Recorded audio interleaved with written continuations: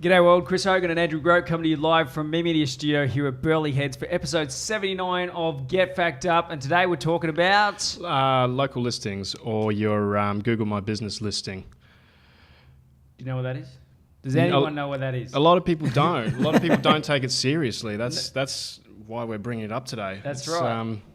So what is it? What is it when you're viewing it from their interface first? So they call it the local pack, and that's the very first thing that comes up on Google if you search a business name.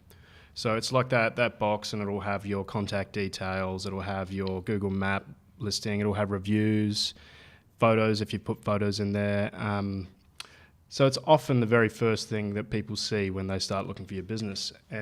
Or do local searches, which is why it ends up being called local listings and stuff like that. Almost always shows up if you search for someone on a phone. Yep. Because it gives the ability for people to actually call your business, get directions, visit the website. Yeah. It's the first point of contact, and that's a problem because a lot of people don't take it seriously. There's a real she'll be right sort of mentality about it. People just think... I got a 3-star review, it'll go away, but they don't. That's the problem. It's like... So the other thing they can do there, apart from all those other things we mentioned, is place a review on your business, review your business. So. Now, if you were looking for a business, what's the first... Or if you didn't know something about a business, you weren't sure about a business, what's the first thing that you do? You look for reviews, and you don't just look for reviews, you look for bad reviews. You search for bad reviews, and this is what people do. It's like if someone graffitied the front of your shop, you would clean it off straight away. People should be thinking the same about...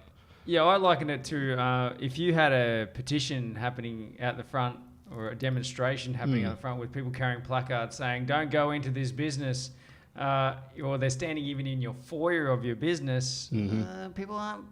No one's going to come in. No, they're going to be feeling and a little uneasy. And the ones that do, they're going to be a little bit off. So yeah, it's the web version of that. Yeah, so peeps, this has come up because recently we've had some clients that have come to us for SEO, and we've been doing a great job of getting them, good traffic and improving their social,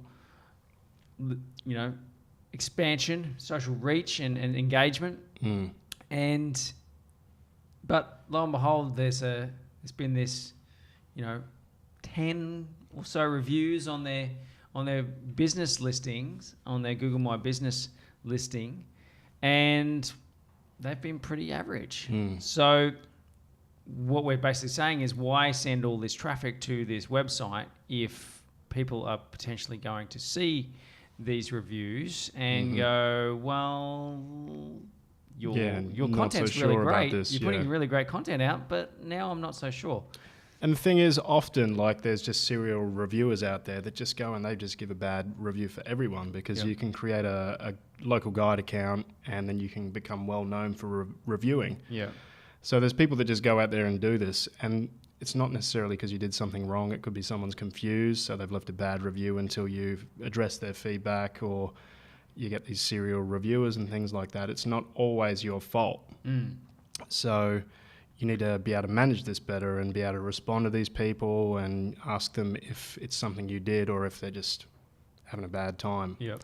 That sort of thing. So one of the most important things that people need to do is, if it's more than likely that there is already a Google My Business listing that exists for your business on Google Maps and in Google search results. And if it does, and you don't know who owns it or what's going on there, then you've got to claim it, right? Yeah, because if you haven't created one and someone comes to your business and they have a good time or a bad time and they want to leave a review, they can create one like that, and then you have to make sure that you get on top of that and own that.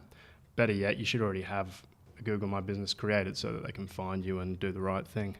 So claiming is easy, yeah? It's provided no one owns it. That's right. Yeah.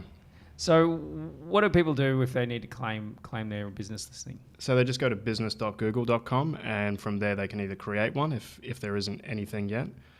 It's a really, really quick process. All you need is a Gmail account for that. Or if it does exist and no one has verified their ownership of that, then it's the same process. You just claim that, no questions asked, it's yours now until further notice. But That's right. a lot of the time, people will create one for you, and then they'll say that they're the owner because they may not realize what they're doing, or maybe your competitors just decided that they want it, or maybe someone that worked for you created it, and now they don't work for you. Like, this happens all the time. So then the next step is you have to go and request ownership. And that's where a lot of people just give up, because it's a really ambiguous process. There's no explanation of what happens when you do that. It feels like there's no way to contact Google. So you have to, it's the same website, go to business.google/ad, and then you enter the name of your business or your address, I think, as well. And you'll see if it's already there. So you click on that, you go through the steps, and then if someone's already got access, it'll say someone already, or ownership, someone will say, yeah, it's already owned by someone else, and then you can go through their request access process. So what that does is send an email to the person that created that, and then they have 7 days to either approve or deny the request. Or maybe they just won't even see it, or maybe they'll ignore it. So once that process starts, you're kind of waiting for them to do the right thing, and that's not a really good place to be. Especially because you don't actually know who it went to. The email address for who owns it is actually masked, so you can't even determine what domain it's been owned by or anything like that. So it's hard to say, oh wait, that was someone that worked here, or that's someone I know.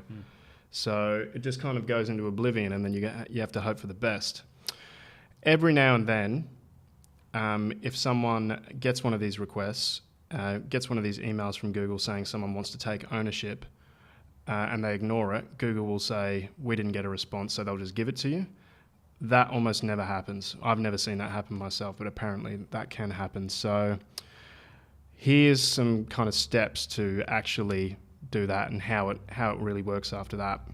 So after the 7 days is up, Google will send you an email saying either it was approved or denied, or there was no response. And then that's the second place a lot of people give up. They say, oh, well, nothing I can do about it. But right then and there is where you should be contacting Google. And if there's a reference number in that email, just write that down, because you'll need to talk to them about it. Contacting Google is one of those weird things. It's like, if you search, how do I call Google? You will spend an hour and find nothing. But there is a way to call them or request a callback, and we'll put the link down the bottom here, because it's a big link. Yep. But basically, you just go through the steps where you say, this is my business name, this is the business listing that I'm trying to claim. You put your contact details in, website, that sort of thing. Submit that, submit your phone number, and then they'll call you. And it says here that they call back within 60 seconds. So. Yes, it's normally an automated call, and then you just explain what's going on. They'll probably ask if you've done the ownership request first. So if you haven't done that, don't bother calling them, or they'll just make you go back and do it. But if you have, you've got that reference number there, and you say, look, I've gone through the necessary steps. This person's not responding, or they've denied it, and I'm the business owner, and then they'll follow it up from there. They might ask you a couple more questions, maybe ABN or something like that, so that they can go and check that, and then they'll take it from there. But it's really important that you actually get on top of Google and call. And then if it doesn't work the first time, call them again. We spoke to someone recently, and they said it's just a matter of really sticking to it. Yeah. And so there's a whole other realm to managing bad reviews that we probably won't go into today. That's another get fact up. But one of the benefits of Google My Business is that there is actually an app out there for iOS and Android. It's Google My Business app. And once you've claimed your business, you can log in on that app, and you can get notifications as to when people actually review. So you can get the notifications on the app. You will also get notifications via email as well, which sometimes go into the ether. So getting notifications to the app, you can respond straight away. Yeah. And that's really great customer service. So even if you are getting bad reviews... it's important to respond, because that's how you show that you're there. And you can turn a bad review into a good review just by doing the right thing. Absolutely. And people see that you're responding to everything, and they say, all right, cool, that business is doing the right thing. But something that we noticed today when we were playing around with the app is you can actually see insights of your Google My Business. So you can see how many people have viewed it for the month. You can see how many people have called, how many people have gone to your map listing, asked for directions. Yeah.